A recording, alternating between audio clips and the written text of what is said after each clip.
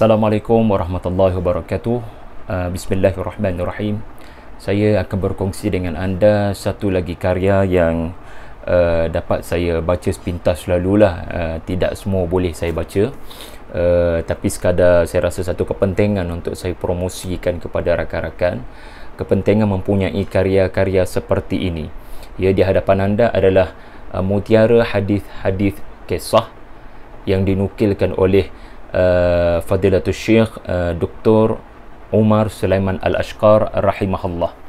Wafat pada 2012, seorang ulama tafsir, seorang ulama besar di Jordan, lahir di Palestin dan antara yang digelar sebagai ulama haraki.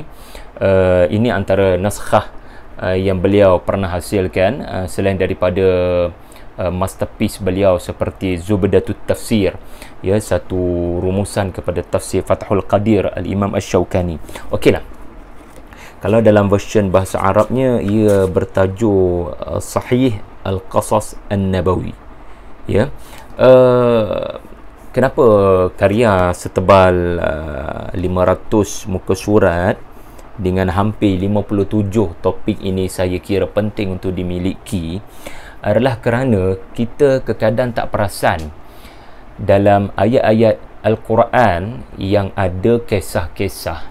Al-Quran menerangkan kisah-kisah berkenaan, tetapi rupa-rupanya ada perincian pada kisah-kisah berkenaan yang tidak ada dalam Quran, tetapi disebut oleh Nabi SAW. Dan apa yang ditulis dalam buku ini adalah, ya, hadis-hadis yang ada kaitan dengan kisah-kisah umat-umat terdahulu. Hadis-hadis yang ada kaitan dengan kisah-kisah di dalam Al-Quran. Sama ada hadis itu berkaitan langsung atau berkaitan tidak langsung, itu terpulang kepada kita untuk mengaitkan atau tidak mengaitkan. Tetapi yang pasti hadis-hadis ini directly menyebut tentang kisah-kisah umat-umat terdahulu. Dan almarhum telah menapis dan menyaring, ya, berdasarkan mukadimah yang telah beliau tulis. Beliau telah menyaring dan memilih hanya hadis-hadis yang sahih sahaja, ya.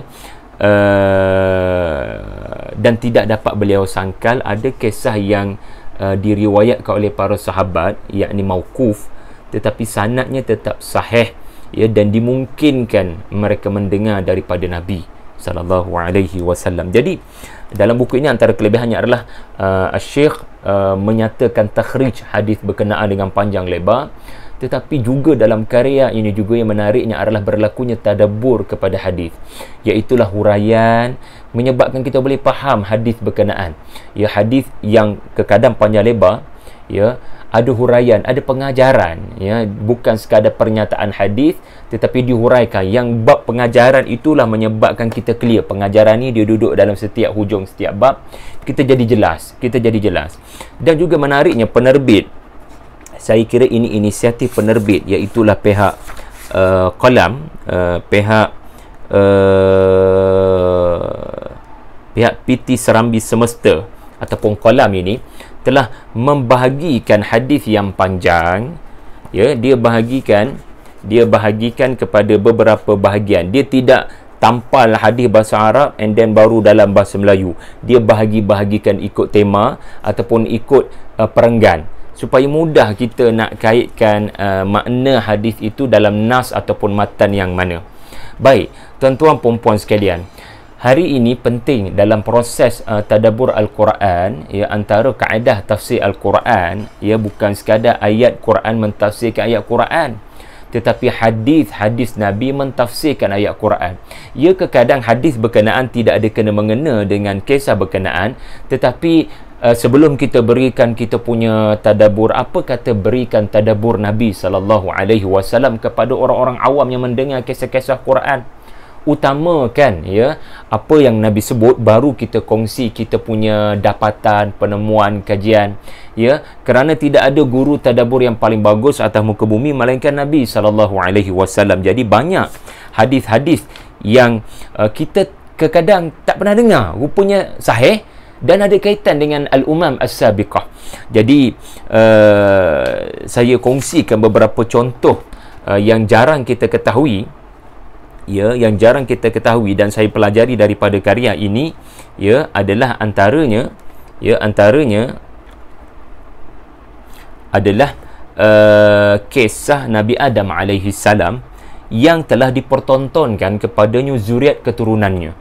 Ya, kadang bila kita baca ayat-ayat Quran seperti surah Al-Baqarah, wa 'allama Adam al-asma'a kullaha, kita mengumpul pelbagai pendapat para ulama tafsir tentang al-asma', tetapi kadang kita terlupa barangkali ada huraian daripada Nabi SAW. Barangkali hadis Nabi yang sahih berikut menghuraikan al-asma', thumma aradahum, apa yang dimaksudkan hum yang merujuk kepada al-asma' tadi. Maka kita temui, ya, ada hadis yang disebut oleh At-Tirmizi, ya, fasaqata min zahrihi kullu nasmatin huwa khaliquha min dhurriyyatihi ila yaumil qiyamah. Ya, sewaktu Allah menciptakan Adam, ya, maka berjatuhlah daripada punggung Adam alaihi salam, ya, setiap jiwa yang akan diciptakan Allah dari keturunannya hingga hari kiamat. Jadi menarik, ya, menarik. Ya, dan ketika ada satu lagi hadis, ya, yang mengaitkan Nabi Adam melihat Daud alaihi salam, ya, di situ disebutkan bagaimana, ya, Adam alaihi salam telah diperlihatkan dengan, ya, dengan seluruh keturunan yang diciptakan Allah setelah dirinya. Jadi alangkah menarik kalau kita menjadikan tadabbur kita kepada ayat Quran dengan panduan hadis-hadis ini, ya. Antara lain juga kita ambil contoh dalam surah Ibrahim, ada ayat mengenai Ibrahim alaihi salam berdoa pada Allah dengan menyatakan, ya, tawassul, iaitulah amal soleh beliau ketika meninggalkan isteri dan anaknya. Jadi ada tak perincian kepada ayat Quran berkenaan? Ya, Al-Quran adalah kalam Allah yang bermukjizat. Ya, kita kena faham apa maksud mukjizat, kerana ia mempengaruhi, ya, uslub Quran yang terkadang tidak membawa perincian. Ya, tetapi hadis Nabi kerana berhadapan dengan para sahabat yang mengemukakan soalan, ya, wa yu'allimuhumul kitab wal hikmah. Salah satu sifat hikmah Nabi SAW adalah, ya, Nabi akan menghuraikan, Nabi akan memperjelaskan kepada para sahabat sebagai salah satu bentuk tadabbur, ya, kepada para sahabat, dan itu salah satu usaha Nabi membersihkan hati mereka. Ya, jadi dijelaskan macam mana Hajar. Ini tidak ada dalam Quran, tapi dalam hadis yang sahih Bukhari ada disebutkan bagaimana Hajar, ya, dirakamkan Nabi berkata kepada Ibrahim, ya Ibrahim, siap ada baris tuan-tuan, siap ada baris. Jadi sangat bagus memiliki karya ini, dan sangat saya sarankan para pendakwah Al-Quran dan hadis agar satu hari, ya, kita kupas satu hadis, ya, dan kalau mampu kaitkan dengan mana-mana ayat Quran, ya, kalau kita merasakan adanya munasabah yang kuat, ya. Jadi kalau satu hari satu hadis, ya, bayangkan, ya, masyarakat kita bila mendengar hadis-hadis ini, dan pendakwah ataupun pembaca karya ini juga dapat menghubungkan hadis dengan Quran, hadis dengan Quran. Hadis ini menghuraikan ayat Quran. Sebab kita tidak mahu ada dikotomi, kita tidak mahu ada perpisahan. Orang mengaji hadis tenggelam dalam hadis, orang mengaji tafsir, ia tenggelam dalam tafsir, dan duka citanya pula macam hadis-hadis ni tak ada function dalam pentafsiran Quran. Tak boleh begitu.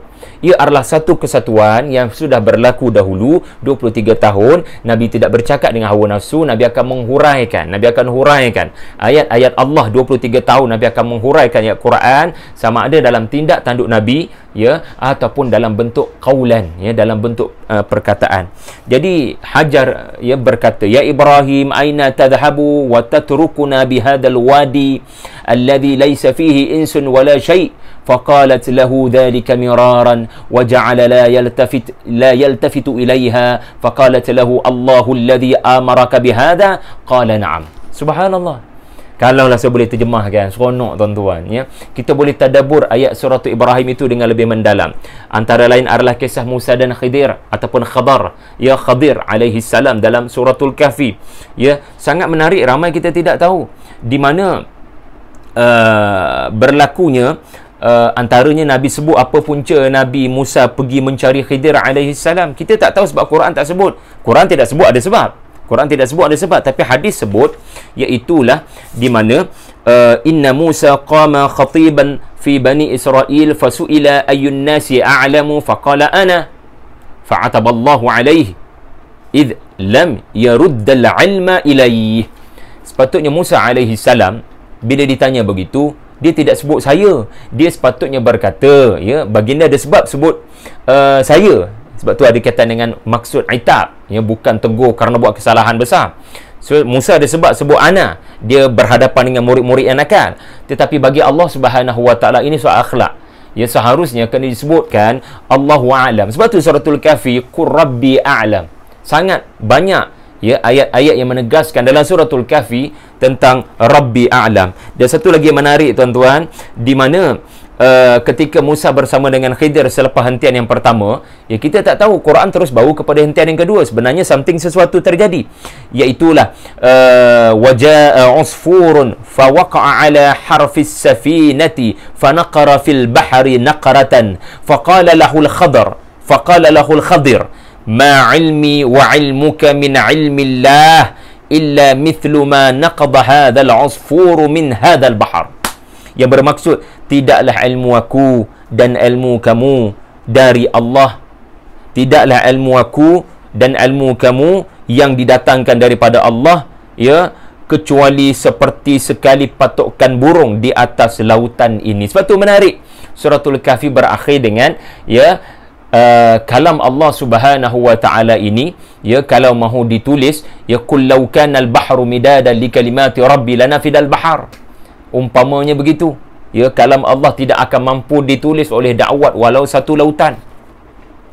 Jadi ada cerita Asia, ya, ada sesuatu berlaku yang tidak disebut dalam suratul Tahrim, iaitulah Firaun telah menyiapkan 4 tiang bagi isterinya, 2 tiang untuk tangan, 2 tiang untuk kaki, sebelum Asia, ya, dibiarkan terseksa di bawah terik matahari. Semua ini ada hadis-hadisnya yang kita pun tak perasan, termasuk saya. Jadi, ia ada 52 topik, 52 hadis. Ya, semoga Allah mengganjari Syekh Dr. Sulaiman Al-Ashqar kerana menukilkan semula hadis-hadis berkenaan, mentakhrijkan hadis-hadis berkenaan, mengeluarkan pengajaran hadis-hadis berkenaan, dan tugas kita untuk mengaitkan ayat-ayat berkenaan, hadis-hadis berkenaan dengan ayat-ayat Al-Quran, ya, yang diturunkan Allah Subhanahu Wa Taala. Jadi terlalu banyak, ya, antaranya adalah kematian Nabi Adam, something happen, kisah Nabi Saleh, kisah Nabi Yunus, kisah Nabi Daud, tertahannya matahari Nabi Yusha, kisah Samiri si pembuat patung lembu, kisah batu yang membau lari pakaian Nabi Musa, perdebatan Nabi Adam dengan Nabi Musa, kisah Nabi membakar perkampungan semut, kisah Nabi Ayub imam orang-orang sabar, kisah. Jadi kita selamat daripada Israiliyat. Dan Syekh ada sebut, seandainya hadis Nabi berkenaan tiba-tiba kebetulan ada dalam Israiliyat, maka kita jangan kata Israiliyat. Kita kena kata ini hadis Nabi, dan Nabi tidak memerlukan Israiliyat. Ya, wahyu tidak memerlukan apa yang sudah ada di dalam pengetahuan ahlul kitab, kerana sudah bercampur aduk antara kebatilan dan kebenaran. Kita tidak boleh kata Nabi mengambil daripada orang-orang Yahudi. Nabi diberikan wahyu oleh Allah Subhanahu Wa Taala. Wallahu alam. Assalamualaikum warahmatullahi wabarakatuh.